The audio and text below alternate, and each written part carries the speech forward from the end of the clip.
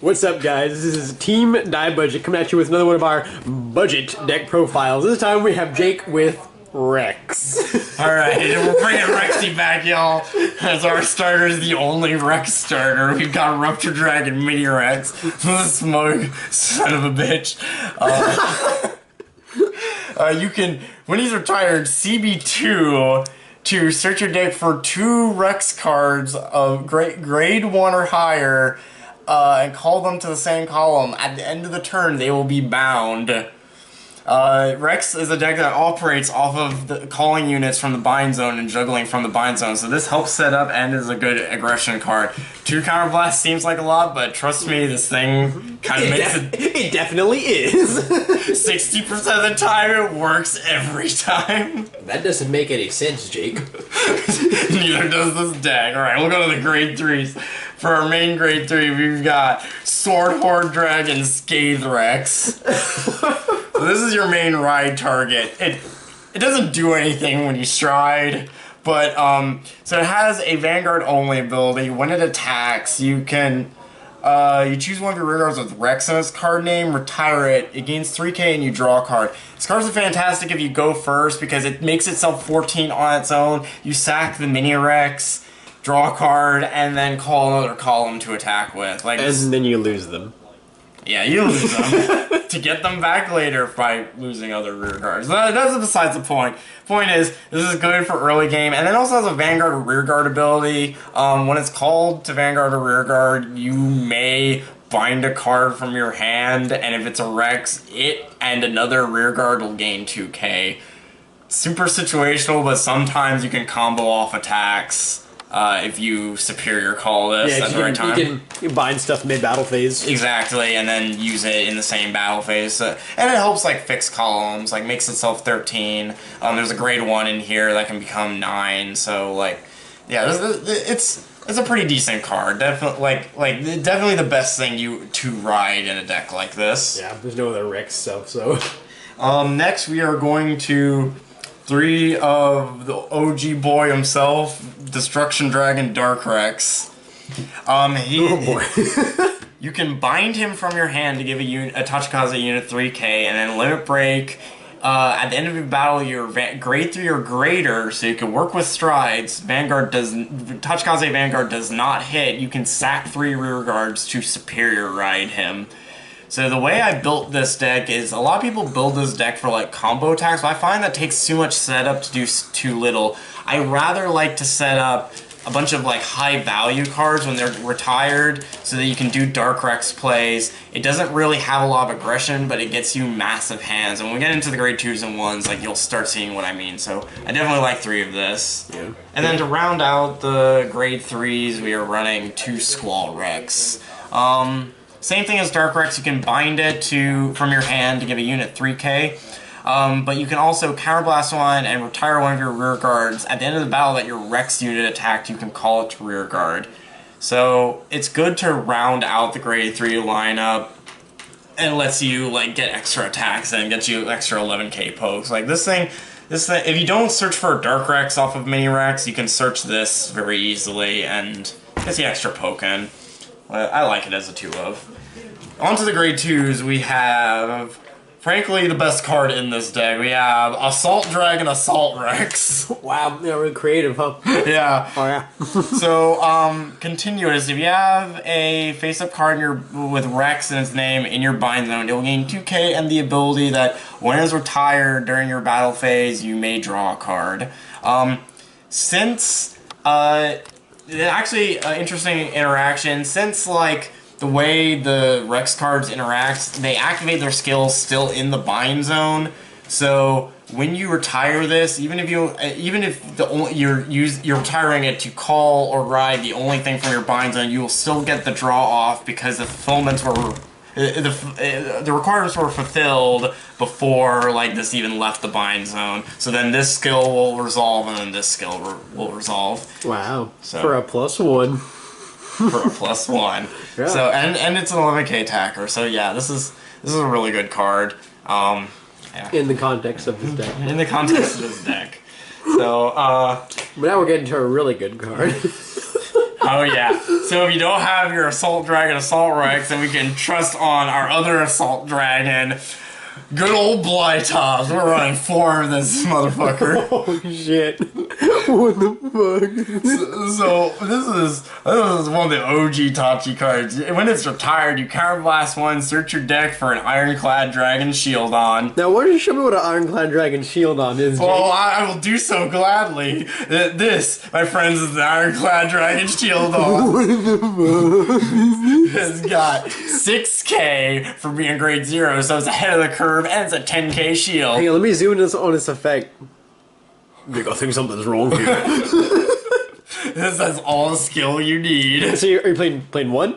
I'm actually playing 2 shield on. Because you just want this incidentally. It helps you recover from minuses, and getting a 10k shield to your hand is pretty fantastic. And you can rush with it. They're afraid to hit it. Yeah, that's actually fantastic. Like, you can call this early game, and if the opponent attacks it, cool, I get a 10k shield in my hand. If they don't, and then otherwise they won't want to attack it because you'll get a 10k shield to your hand. Like, this card is really goofy. I feel like compared to like the other grade 2s you can run, like this is definitely better because this deck doesn't really have any way of recovering from minuses at all. So anything helps. So we're going with Blytops. Anything helps. Speaking of anything else, for the last grade 2s, since as you've seen already, this deck is very hard on its counterblast. There's no really other grade 2, even Tank Mammoth that I could think of that would like fill in this slot. So I am running 2 Sarco Blaze. It has the Engorge ability, and when it becomes engorged, your opponent can't guard with grade 0s from hand. This actually will activate Vanguard or Rear Guard, so you can rush with this if you have the right setup. Well, they can't 10k block it. Yeah. Oh my god. Yeah, this deck's amazing. Yeah, this can come in really clutch. And also when you're doing your Dark Rex turn, you can leave this as the 1 Rear Guard behind and stack 5 drive checks onto it. So if you're a god and stack triggers, like you just make it a little bit harder for your opponent to do anything about it. Like I feel like it's better than nothing. Okay. So you think they can hear me eating these pretzels? Oh my god. Yeah. See, our friend Levi's engorging himself. Oh yeah. Hang on, let me get this guy engorged real quick. Yeah. Oh my god. Right. Are we doing a profile on this piece of shit? Oh yeah. Yeah, dog.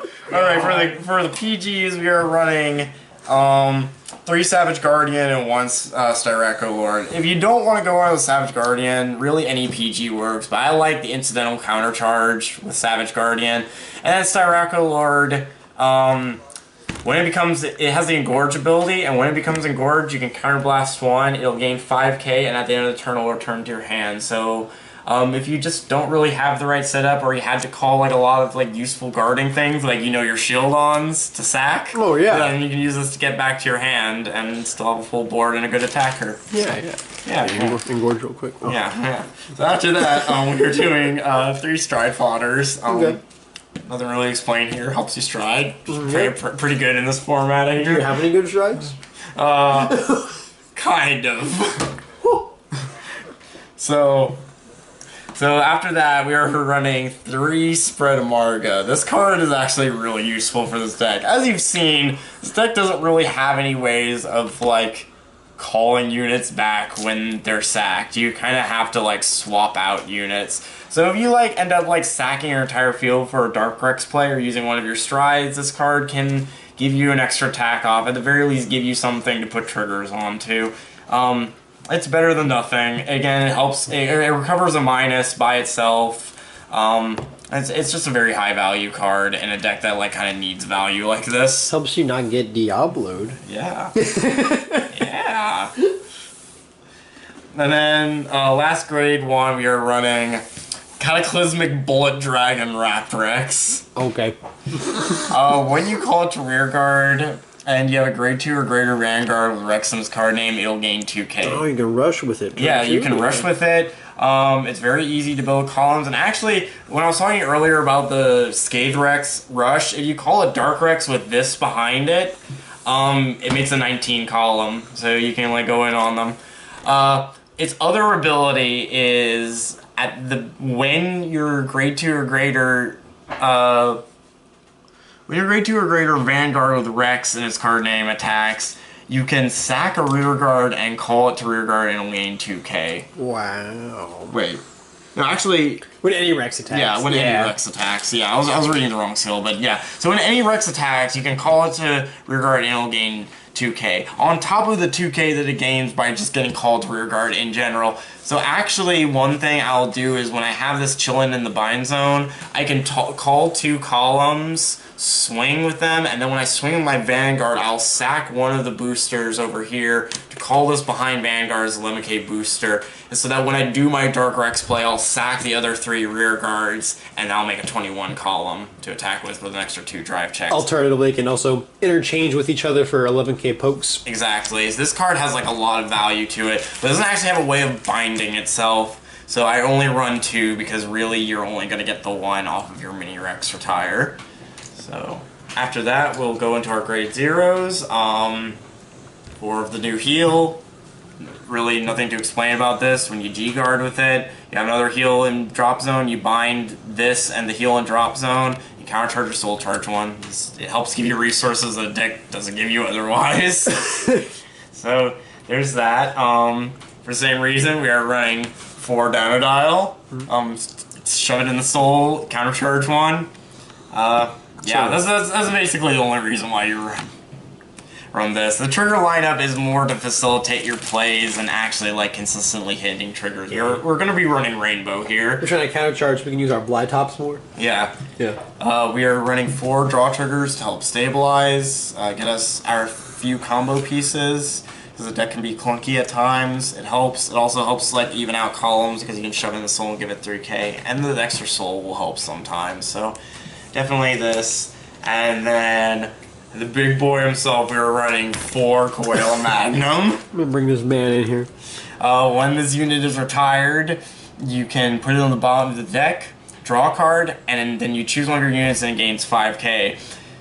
Again, because this deck doesn't really have any options of like plussing when you retire things, this card is utterly fantastic because as you go later in the game and keep recycling this back in your deck, the more likely you're going to see it. So it helps like make your plays bigger, it helps build up columns. Like, this card has so much high value. So that about does it for the main deck. Then we go on to the G zone. For G-guards, we are running 2 Dimorph Phalanx. If you have less rear guards than your opponent, it gains 5k. And since with Dark Rex plays, you're usually going to have no rear guards, like this is online pretty often. Pretty often. Really solid. 1 Blockade Genga. It's really awkward. You have to retire a rear guard to activate it, but it will gain 10k shield, and you choose 2 units, and they'll gain revival skills during your opponent's turn.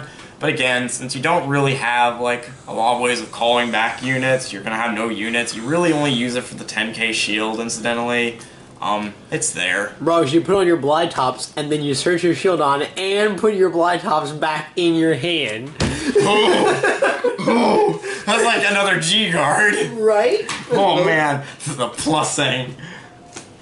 So after that, we are running the G guard you will use most often. Barrage Giant Cannon Bullish Primer is our flipping G guard. When for every open circle you have, it'll gain 5k. This thing easily you just drop it and guard for like 51. Yeah, it's pretty much a constant 15 to 20k plus shield. Yeah, like Sure. yeah, it's there. Here you go. And you don't have to worry about little pokes. That I'll save you for the big attacks, so that for the little pokes you can use things like your shield ons that you get with your Blytops. Like, Right. yeah. Right. Yeah, so going to the strides now, we are running 1 full Blade Rex. Ooh, it's a Rex. Yeah, it's a Rex stride.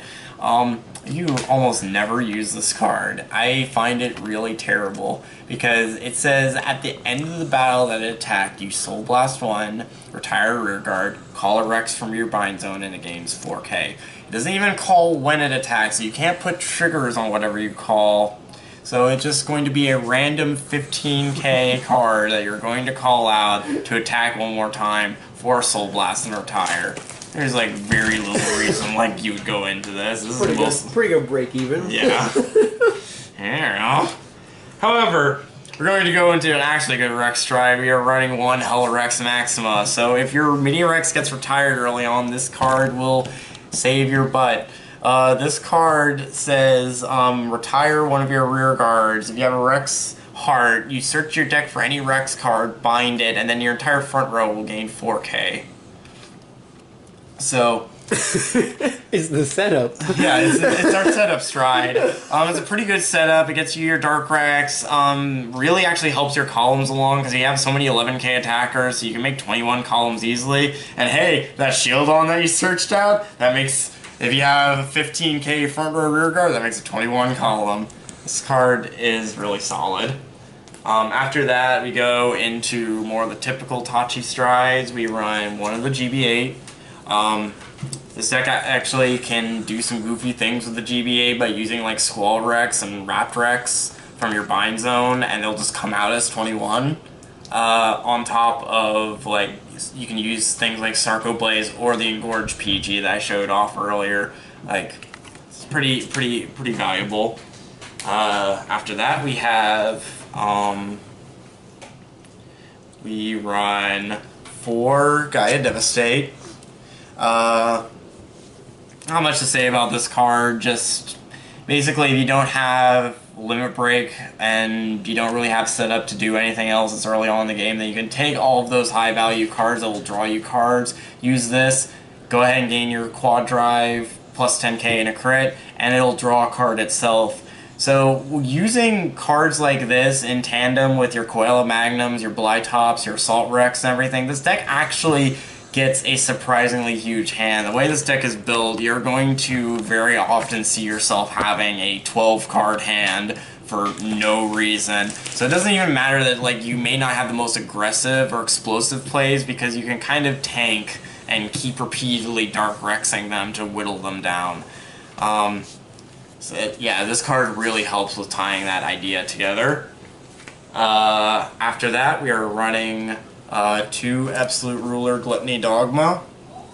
Not a lot I can say about this card. It's pretty much the best card ever come out of Tachikaze. It has the Engorge ability. Depending on the number of rear guards you sack for its Engorge, it gains different skills. If you sack 3, it'll gain 10k by flipping itself a copy of it up in the G zone. If you retire 5, it'll gain the once per turn skill that it'll restand at 2 drive checks after it attacks, keeping the plus 10k. So this is your best push option, again, if you have like a lot of high value retire cards, but instead of gaining the crit, you would rather attack twice, so you would go into this. And then for the last 2 strides, we are going to go into, we're going to do 2 Gaia Dynast.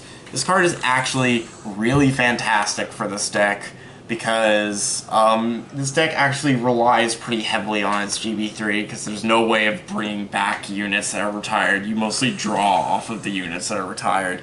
So basically with this, you can stride into it, have your Dark Rex bound. It gets you a counter charge when you use its skill, and you can attack with your columns and then use its skill to bring it back to activate the Engorge, so that you'll have a full field setup with your Dark Rex. I've actually done really nutty plays using this card and Dark Rex in tandem together, especially the counter charge really helps you along to, like, do those plays. So yeah, that about rounds up the G zone. Yep, so that's Rex's. It's kind of a real deck.